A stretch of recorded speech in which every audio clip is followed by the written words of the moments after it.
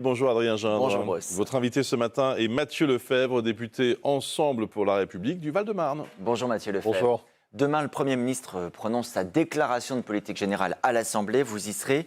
Hier, vous étiez aux côtés de Gérald Darmanin, l'ancien ministre, qui lui dit cette chose: nous serons nombreux à ne pas pouvoir soutenir un gouvernement qui augmenterait les impôts. C'est une menace adressée à Michel Barnier. Non, c'est un point de vigilance. Écoutez, pendant 7 ans, avec Emmanuel Macron, on a baissé les impôts, on a gagné de la confiance fiscale auprès des particuliers, des entrepreneurs.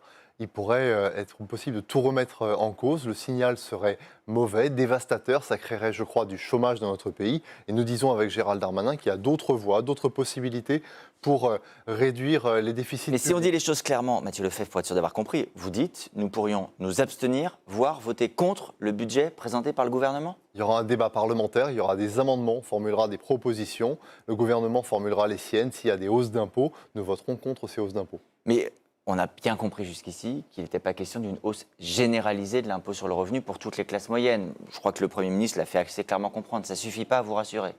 On attend de voir ce qui sera présenté dans le budget. Mais si demain, par exemple, on augmente l'impôt sur les sociétés de façon massive, on considère que c'est un mauvais signal donné à l'économie française. Même si c'est sur certaines très grandes sociétés qui sont dans une situation favorable? Le rétablissement des comptes publics est une nécessité, mais il doit d'abord et avant tout passer par la dépense publique. On dépense 2 fois plus qu'au début des années 2000. Est-ce que les Français sont pour autant 2 fois plus heureux? Je ne le crois pas. Il faut d'abord réduire les dépenses publiques. L'impôt, dans notre pays, c'est toujours un petit peu vécu comme une facilité. Ça ne doit pas être une fatalité. Mais si je prends la liste des pistes qui sont évoquées ces derniers jours, bon, vous avez dit sur les grands groupes, c'est non.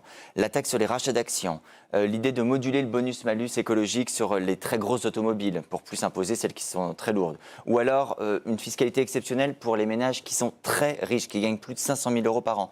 Sur chacune de ces idées, vous vous opposerez? Et sur les ménages les plus riches, par exemple, on sait toujours où ça commence et on ne sait jamais où ça finit. La vérité, c'est qu'on veut parfois rétablir l'ISF et au final, on finit par augmenter l'impôt sur toutes les classes moyennes qui travaillent. Mais de deux choses l'une, soit le gouvernement veut rétablir les comptes uniquement par l'impôt, et ça n'est pas ce qu'il veut, mais auquel cas, il faudrait augmenter l'impôt sur tous les Français.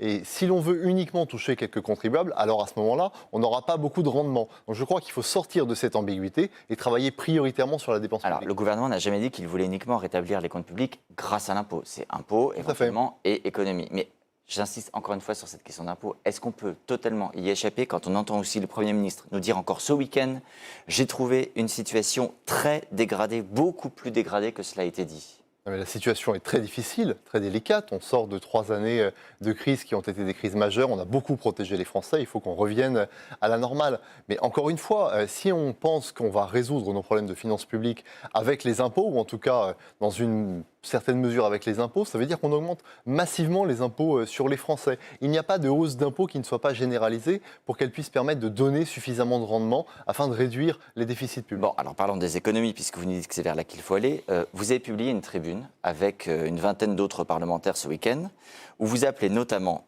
à ne pas céder au chant des sirènes de ceux qui nous promettent plus d'impôts, vous venez de l'expliquer, mais aussi ceux qui promettent moins de dépenses régaliennes. Donc la discussion sur les économies, vous commencez en disant il ne faut pas faire d'économies sur le régalien. On commence par dire que notre pays s'était beaucoup affaibli au plan régalien, au plan de ses armées, au plan de son ministère de l'Intérieur, de sa justice.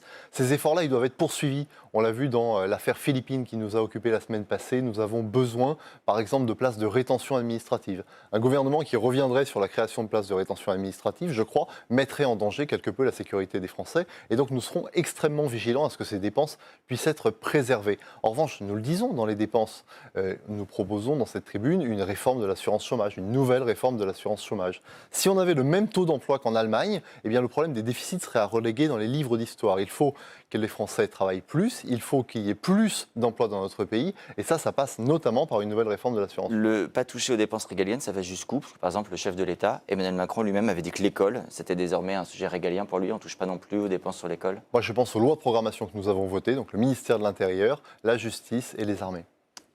Je vous écoute là, depuis quelques minutes très attentivement. J'ai l'impression d'entendre un député de l'opposition. Pas du tout. Vous pouvez comprendre que ceux qui nous suivent là, se disent, et je le rappelle d'ailleurs à tous ceux qui nous regardent, dire Antoine Armand, le patron de Bercy, c'est bien quelqu'un de votre... Bien sûr. De votre camp. On a du mal à comprendre comment il peut y avoir autant d'écart entre ce que vous dites et ce que veulent faire des gens qui sont exactement de la même famille que vous. Il y a une cohérence d'ensemble. Nous, depuis 7 ans, on a baissé les impôts. Et moi, l'an dernier, j'ai voté contre des mesures de hausse d'impôts. Je ne vais pas aujourd'hui, dans la nouvelle configuration politique, me dédire et penser qu'il faut augmenter les impôts, que c'est bon pour les Français et pour leurs économies.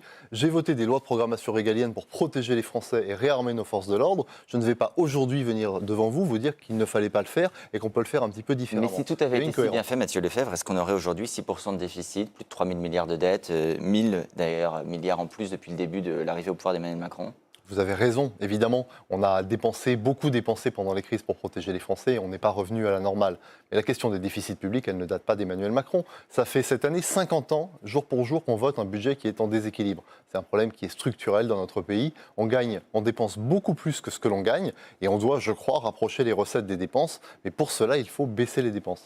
Je le disais hier, vous étiez donc aux côtés de Gérald Darmanin à Tourcoing, qui a aussi annoncé le lancement de Populaire. Alors, il dit que c'est un lieu pour réfléchir.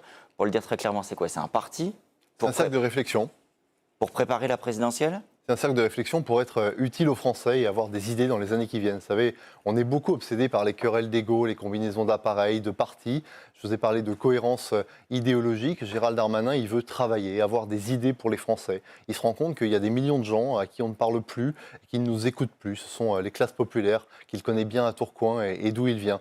Et ces gens, il faut être capable d'être en mesure de répondre concrètement à leurs problèmes plutôt que d'avoir de grands discours. Et c'est ce qu'il a fait hier. C'est une manière de dire aussi, comme le faisait remarquer Bruce à l'instant, que la droite qui est au pouvoir, c'est pas votre droite, la droite Retailleau, par exemple, qui dit que l'immigration n'est pas une chance pour la France, qui dit qu'il faut un référendum sur l'immigration. Tout ça, vous le récusez ? Moi, je préfère la droite Moussa à la droite des Français de papier, incontestablement. Pour moi, la République, c'est d'abord un projet et c'est où l'on va sans discrimination de la droite Moussa, c'est pour le deuxième prénom de Gérald Darmanin. Tout à fait, sans discrimination de ses origines ou de sa religion supposée. En revanche, je pense qu'il ne faut pas faire de procès d'intention à l'endroit de Bruno Retailleau. Il veut manifestement améliorer les choses en matière de sécurité. Je pense qu'on en a besoin. Mais disons les choses, si Gérald Darmanin avait eu une baguette magique à disposition ces dernières années, il l'aurait utilisée.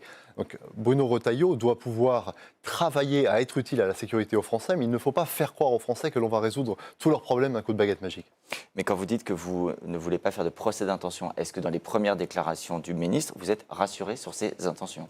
Quand Bruno Retailleau veut améliorer le taux d'exécution des OQTF, quand il veut remettre de l'ordre dans la rue, moi je suis rassuré. C'est ce que je souhaite en matière de sécurité et d'ordre public. Je dis simplement que quand M. Retailleau parle d'aller hors de l'état de droit, quand il a eu cette déclaration avant d'entrer au gouvernement sur les Français de papier, ça n'est pas la droite et le gouvernement qui me paraît répondre de façon le plus claire aux aspirations des Français. Dernier mot très rapidement, vous êtes député, vous auriez pu être ministre, votre nom circulait pour le ministère du Budget. Qu'est-ce qui s'est passé ? Ça, vous savez, c'est la politique. Et la politique, on est très heureux d'être à notre poste. Moi, je suis très heureux d'être député. C'est un honneur chaque jour. Et on vous l'avait promis ?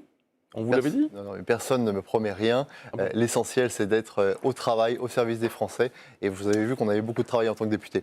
Merci Mathieu Lefèvre, merci Adrien Gin.